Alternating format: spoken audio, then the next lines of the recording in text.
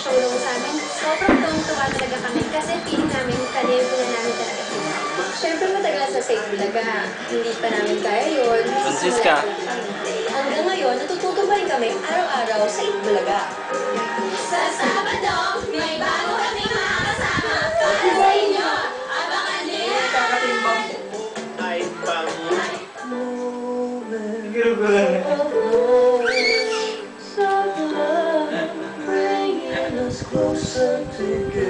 Bayaan lang yun, ayos yan. Dumadrive sila 10 times a day. Paulit-ulit yun. Hindi ito oras ng paglalaro, kundi isang buong araw para sa pagbabana ng gutom.